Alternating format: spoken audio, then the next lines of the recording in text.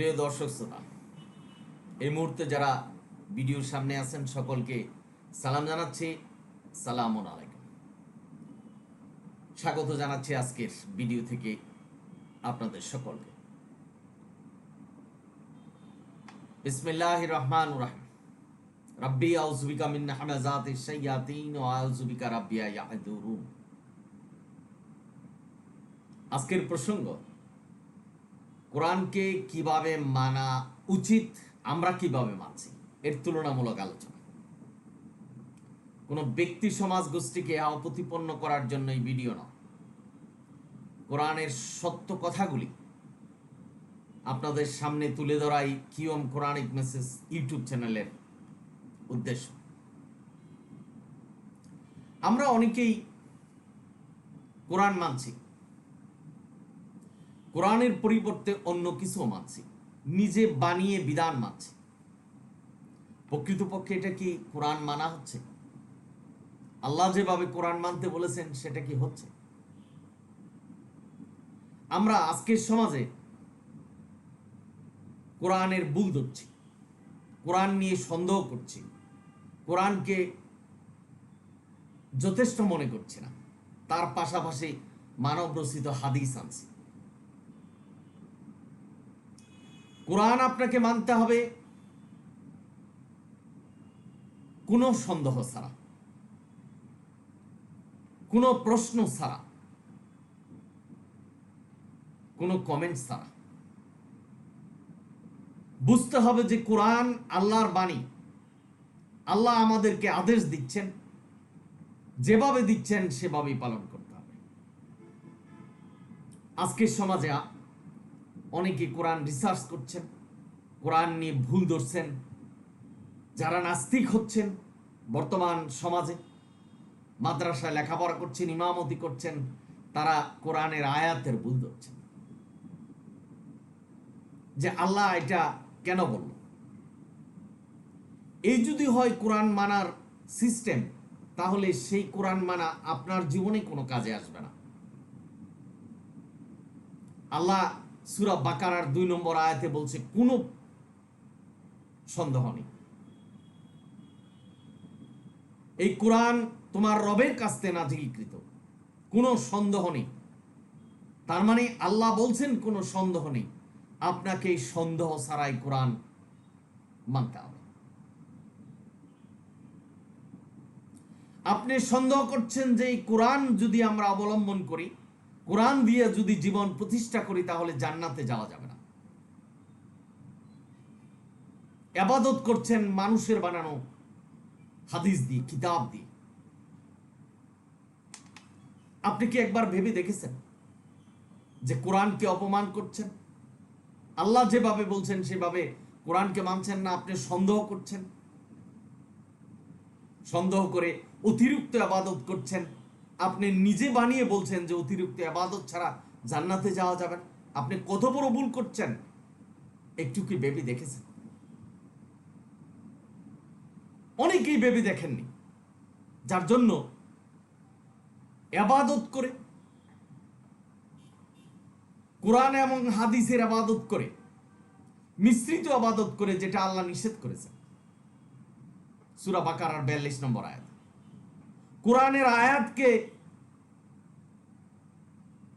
ভুল ব্যাখ্যা দিয়ে মানুষের বানানো বিধান নিয়ে মানুষ ব্যস্ত।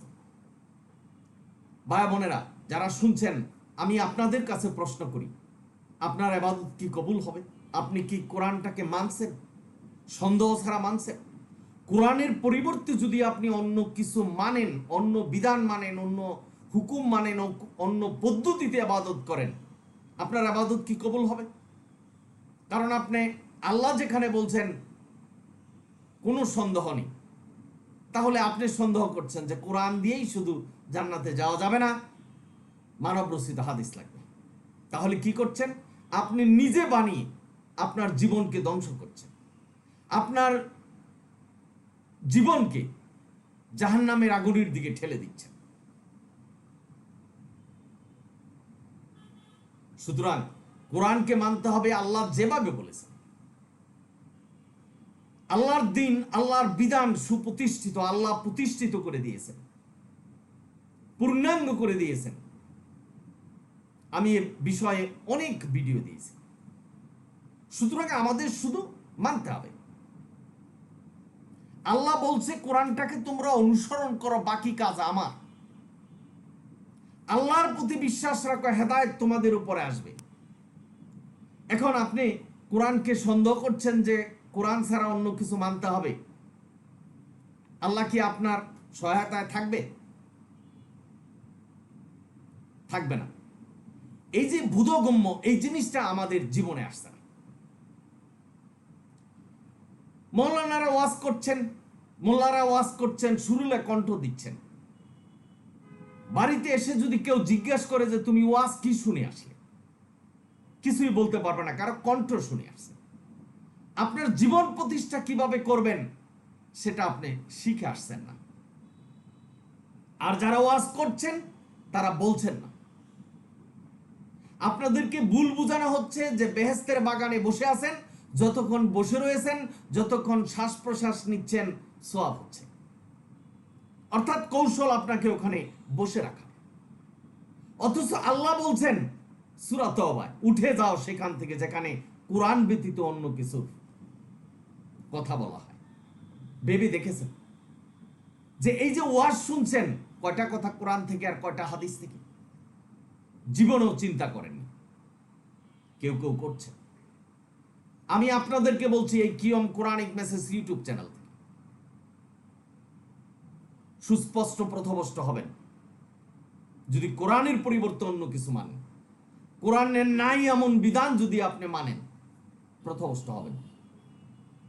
আল্লাহ কাউকে অনুমতি দেয় নাই আল্লাহর মতো করে বিধান মানাতে। সালামুন আলা মুহাম্মদকেও দেয়নি, এবং আদম থেকে ধরে মুহাম্মদ পর্যন্ত যত নবী এসেছে কাউকে অনুমতি দেয়নি। কোরআনের সুস্পষ্ট আয়াত, সূরা ইউনূস 59। যা আল্লাহ হারাম করেছে সেটা হারাম, যা হালাল করেছে সেটা হালাল। আল্লাহর সৃষ্টি কাউ এর পরিবর্তন করতে পারবে না। সুতরাং কোরআনে যে আয়াতগুলি আপনারা পড়বেন, আল্লাহ যেভাবে দিয়েছেন, আল্লাহকে প্রশ্ন না করে আপনার মেনে নিতে হবে। এটাই আল্লাহর আনুগত্য। আপনি মুসলমান, আপনি মুসলমান, অর্থাৎ আপনার জীবনের যত প্রশ্ন, আপনার জীবনের যত সাদালাত, আপনার জীবনের যত আনন্দ, আল্লাহ যেটাকে না বলছেন, সব কিছুকে আপনি আল্লাহর কাছে বিলিয়ে দিয়েছেন, তাহলে আপনি মুসলমান। অর্থাৎ আমার জীবনের ইচ্ছাকে আমি আল্লাহর কাছে বিলিয়ে দিলাম, আল্লাহ যে বিধান দিয়েছে কোরআন সেটাকে অনুসরণ করলাম, তাহলে আপনি মুসলমান। লম্বা দাড়ি রাখলেন আর লম্বা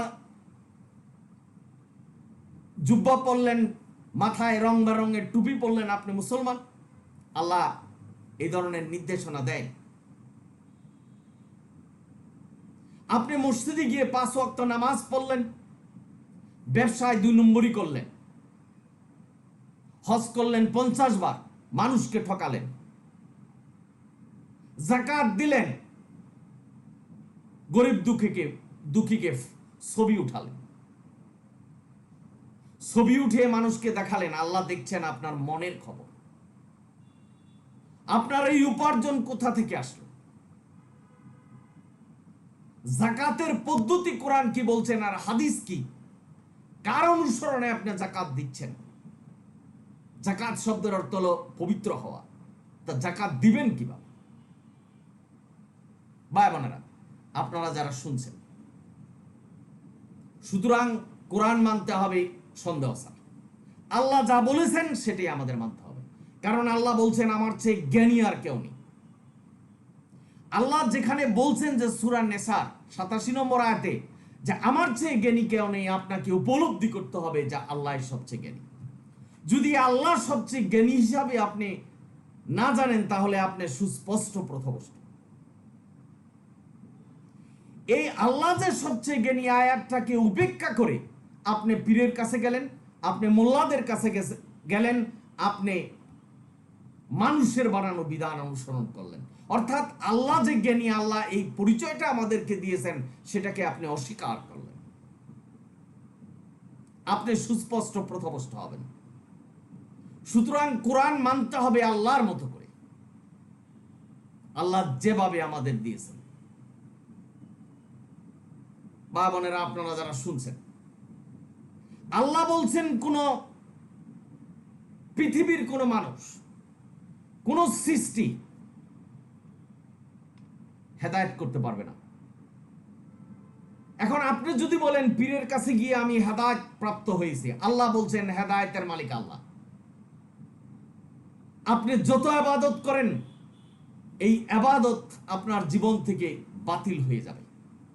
শূন্য খাতায়, শূন্য পুণ্যে আপনাকে আল্লাহর কাছে দাঁড়াতে হবে, বিপদগ্রস্ত হবে, মহা বিপদ সামনে। কারণ আপনি সঠিক পথে নেই। আপনি ড্রাইভিং করছেন, গাড়ি যদি রাস্তায় না থাকে, আপনি স্টিয়ারিং যদি সঠিকভাবে ধরে রাখতে না পারেন, আপনার যেমন বিপদ হবে, আল্লাহর বিধান যেটা আমাদের কাছে ওহী করে পাঠিয়েছেন নবীর মাধ্যমে, সেটা যদি সঠিকভাবে আপনার জীবনে ধরে রাখতে না পারেন, আপনি অ্যাক্সিডেন্ট করবেন, মহা বিপদে পড়বেন। সুতরাং ইন্না হাযাল কোরআন, কোরআন সত্য পথে, স্টিয়ারিংটাকে শক্ত করে ধরে রাখুন। আল্লাহ বলছেন ধরে রাখুন, সীমানার মধ্যে থাকুন কোরআনের। তুমি যে ড্রাইভিং করছো, কোরআনকে ফলো করে তোমাকে জান্নাতে নিয়ে যাব, এই প্রতিশ্রুতি আল্লাহ দিয়েছেন। কিন্তু আমরা ভুলে গেছি। তাহলে আল্লাহর মতো আপনি কোরআন মেনেছেন? আজকের সমাজে কোরআনের আয়াত ধরলেই বাস, আমরা কোরআনের দিয়ে কিভাবে নামাজ পড়ব, কোরআন দিয়ে কিভাবে যাকাত দিব, কোরআন দিয়ে কিভাবে হজ করব।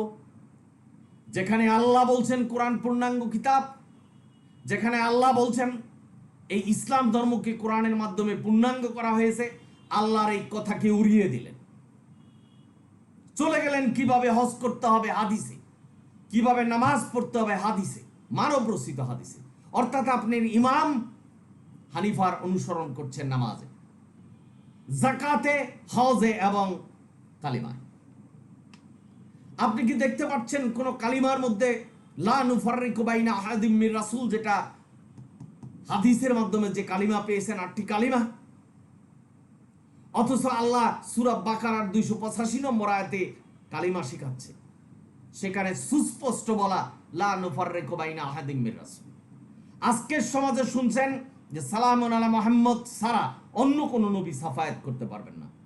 আল্লাহ বলছেন সূরা বাকারার 123 নম্বর আয়াতে কোন মানুষের, কোন সৃষ্টির সাফায়াত করতে পারবে না, আল্লাহর বিচারে কোন মানুষ কথা বলতে পারবে। এটা তো সাধারণ জ্ঞান।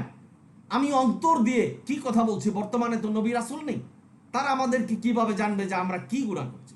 সেটা কে জানে? আল্লাহ জানে, এবং আল্লাহ বিচার করবে। মালিক কিয়ামুদ্দিন, আল্লাহ হলো বিচার দিনের মালিক। এই কথাটা যে আল্লাহ বলছেন, এইগুলিকে পাত্তা দিচ্ছেন না। আপনি বলছেন যে মুহাম্মদের সাফায়াত ছাড়া জান্নাতে যাওয়া যাবে না, এখানে আল্লাহকে ছোট করছেন।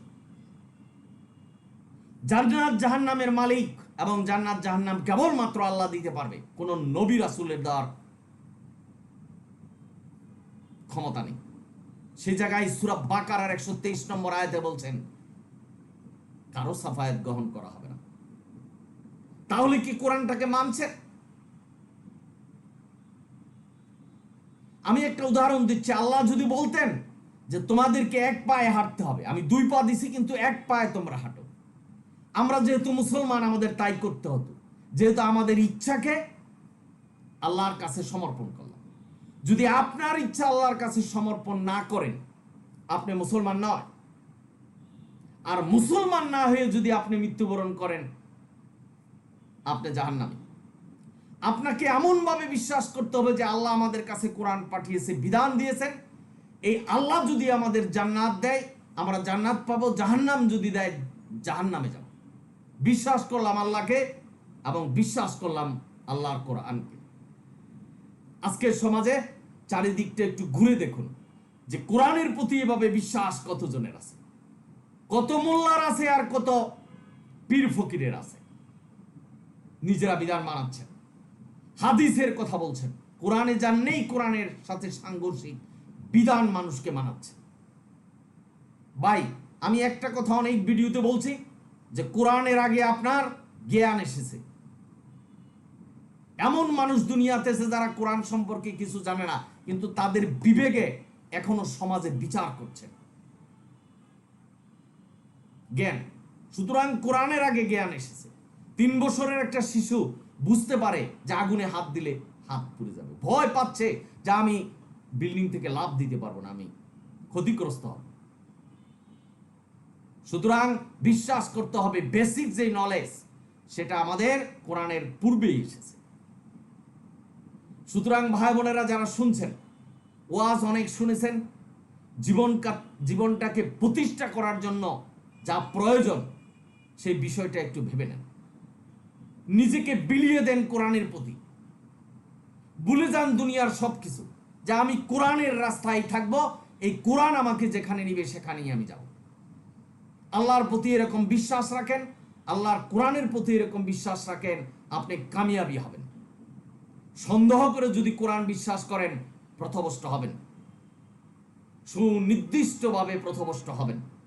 আপনি হয়তো ভাবছেন যে আমি নামাজ, রোজা, হজ, যাকাত এবং কোরআনের বাইরে গিয়ে যা কিছু করার সবকিছু তো আল্লাহর নামেই করছি।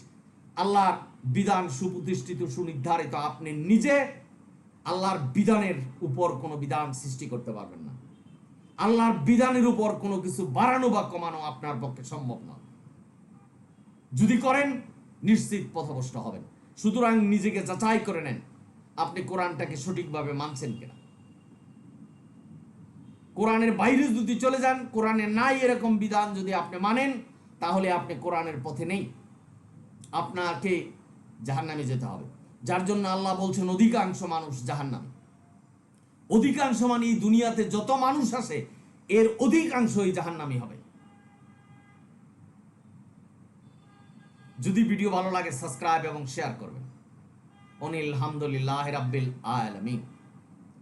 সালামুন আলাইকুম।